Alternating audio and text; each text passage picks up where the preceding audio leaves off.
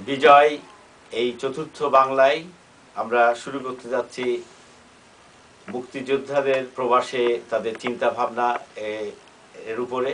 এই চতুর্থ বাংলাটা হলো যে আমরা জানি যে এপার বাংলা ওপার বাংলা এবং তৃতীয় বাংলা হচ্ছে ইংল্যান্ড। এই উত্তর আমেরিকাকে আমরা চতুর্থ বাংলা হিসাবে চিহ্নিত করছি এবং আমরা এখন থেকে এই উত্তর বাংলাকে চতুর্থ বাংলা বলবো। লস অ্যাঞ্জেলেস থেকে আমি কাজী মশরুল হুদা এই মুক্তিযোদ্ধাদের প্রবাসে যারা রয়েছেন তাদের বাংলাদেশের সাম্প্রতিক চিন্তাভাবনা নিয়ে আমাদের এই আজকের অনুষ্ঠান। আবুল ইসলাম খান ঢাকা জেলার নবাবগঞ্জ থানার পশ্চিম অঞ্চলের মুক্তিযোদ্ধা কমান্ডার এবং অবসরপ্রাপ্ত এসপি। আসসালামু আলাইকুম। আমি নুরুল ইসলাম খান। মুক্তিযুদ্ধের সময় আমি ঢাকা ডিস্ট্রিক্টের নবাবগঞ্জ থানার পশ্চিমাঞ্চলে মুক্তিযোদ্ধা কমান্ডার ছিলাম। আমার আন্ডারে অনেক মুক্তিযোদ্ধা ছিলেন, তাদের নিয়ে আমি সম্মুখ যুদ্ধ করেছি মুক্তিযোদ্ধাদের নিয়ে। আর পাক বাহিনীর বিরুদ্ধে, হানাদার পাক বাহিনীর বিরুদ্ধে নবাবগঞ্জ থানায় অ্যাটাক করেছি আমরা। নবাবগঞ্জ মুক্তিযুদ্ধের ক্যাম্প একত্র হয়ে আমরা হানাদার পাক বাহিনীর ক্যাম্প, যেটা নবাবগঞ্জ থানার হাই স্কুলের দোতলা ছিল, ওটা আমরা আক্রমণ করে তাদের অনেক ক্ষতি করেছি। পরের দিন দুইটা হেলিকপ্টার এসে লাস্ট এবং এই ইনজুর্ড পার্সনকে নিয়ে যায়। দ্বিতীয় কলাকুপার এই যুদ্ধ করেছি আমরা। ওই যুদ্ধে সম্মুখ যুদ্ধে আমার একটা মুক্তিযোদ্ধা নাম আমির হোসেন এই গুলির খেয়ে মারা যায়। তার লাশ আমি আমাদের ওই কলাকোতা থেকে প্রায় 10 মাইল দূরে তার বাড়ি, সেখানে পৌঁছে দিই। তারপরে আবার আমি নবাবগঞ্জ থানার আন্ডারে কলাকুপা আইসা মুক্তিযুদ্ধে জয়েন করি।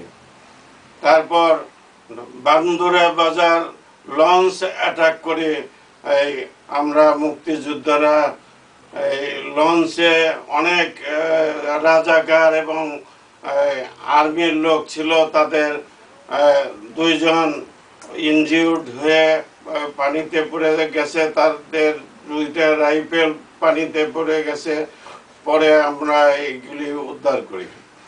তারপর আরো এই দোহার থানায় আমি আমার ফোর্স পাঠিয়ে তাদের মুক্তিযোদ্ধারে সাহায্য করি। হরিরামপুর থানা, যেখানে এই মুক্তিযোদ্ধার ক্যাম্প আর্মির অ্যাটাক করবে, সেই ক্যাম্পে আমরা যে তাদের মুক্তিযোদ্ধার সঙ্গে একত্র হই এবং ফাইট করি। এইভাবে বিভিন্ন জায়গায় আমরা মুক্তিযুদ্ধ করে সম্মুখ যুদ্ধে আর্মিদের পাক আর্মিদের পরাভূত করে, আর তারা ক্যাম্পের থেকে বের হয়ে কোনো জায়গায় যেতে পারে নাই। আপনি যে যুদ্ধ করেছিলেন সেই সময় মুক্তিযুদ্ধের চেতনা নিয়ে, এখন আপনার এই প্রবাসে বসে আপনি যখন বাংলাদেশকে দেখছেন, আপনি কি ভাবছেন যে সেই যে মুক্তিযুদ্ধের চেতনা নিয়ে করেছিলেন তা সফল হয়েছে কিনা? তখন মুক্তিযুদ্ধ করেছি দেশকে মুক্ত করার জন্য।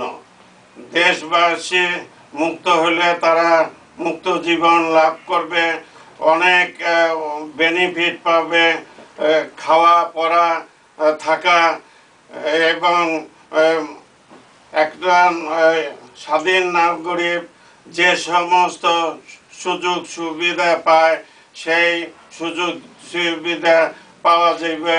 এই মর্মে আমরা এখনো আশাবাদী যে আমার এই সরকারের উপরে আমার এই এই আবেদন রইল যে যারা মুক্তিযুদ্ধ করেছে এখনো জীবিত আছে, তারা হিসাব নিয়ে সরকার তাদের আর্থিক সাহায্য করে বা তাদের চাকরি ক্ষেত্রে চাকরি দেয়া, তারপরে তার অনেক মুক্তিযোদ্ধা আছে যারা বাঁচা নাই, তার ফ্যামিলি অনেক দুর্দিন ভোগ করতেছে, তাদের সাহায্য করা। তারপরে দেশের আইন শৃঙ্খলা ঠিক রাখা এবং চাঁদাবাজি বন্ধ করা, দেশকে চাঁদাবাজির হাত হইতে রক্ষা করা এবং যাতে জিনিসপত্রের দাম বৃদ্ধি না হয় সে চেষ্টা করা। যারা বিচারাধীন আছে, মুক্তিযুদ্ধের এগেনস্টে যে পার্টি আছে, তাদের সঠিক বিচার হোক আমরাও চাই। মুক্তিযোদ্ধা হিসেবে যে মুক্তিযুদ্ধ বিরোধী যারা অভিযান চালাইছে, যুদ্ধ অপরাধী, যুদ্ধ অপরাধী, তার বিচার হোক, সঠিক বিচার হোক, তাইলে আমরা অনেক সুখী হব, আমাদের আত্মা সুখ পাবে।